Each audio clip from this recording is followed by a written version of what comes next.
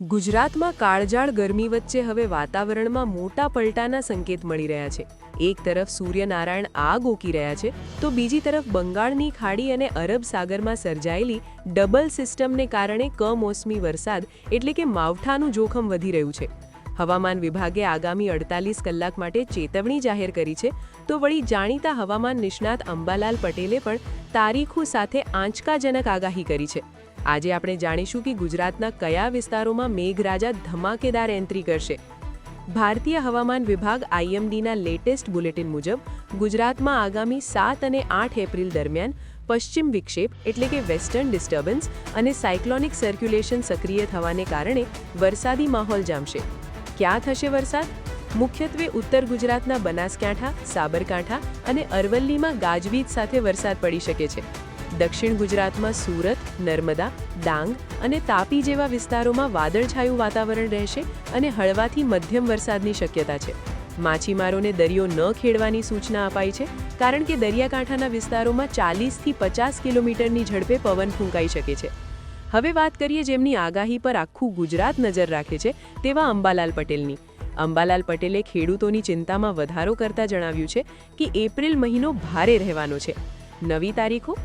અંબાલાલના જણાવ્યા મુજબ 7થી 10 એપ્રિલ વચ્ચે ઉત્તર અને મધ્ય ગુજરાતમાં કરા સાથે વરસાદ પડી શકે છે। મે મહિનાની આગાહી? તેમણે માત્ર એપ્રિલ જ નહીં પણ મે મહિના માટે પણ મોટું નિવેદન આપ્યું છે। 11થી 20 મે દરમિયાન રાજ્યમાં ફરી એકવાર આંધી વંટોળ સાથે માવઠો કહેવાની શક્યતા છે। વાવાઝોડાનો સંકેત? સૌથી મહત્વની વાત એ છે કે તેમણે 17 મેની આસપાસ અરબ સાગરમાં વાવાઝોડું સર્જાય તેવી શક્યતા પણ વ્યક્ત કરી છે। જો આવું થાય તો કેરીના પાકને મોટું નુકસાન થઈ શકે છે।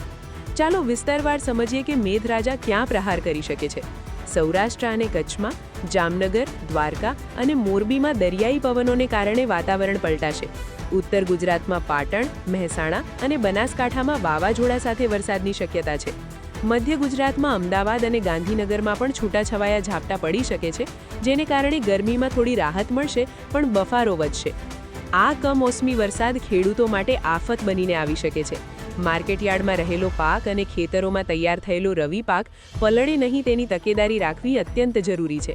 ખાસ કરીને ઉનાળુ બાજરી, તલ અને કેરીના પાકને બચાવવા માટે ખેડૂત મિત્રોએ પાકને સલામત સ્થળે ખસેડી લેવો જોઈએ। આમ ગુજરાતમાં આગામી 4-5 દિવસ ગરમી અને વરસાદની લપકાદપકી જોવા મળશે। કુદરતનો આ મિજાજ ક્યારે બદલાશે તે કહેવું મુશ્કેલ છે પણ સાવચેતી જ શ્રેષ્ઠ છે।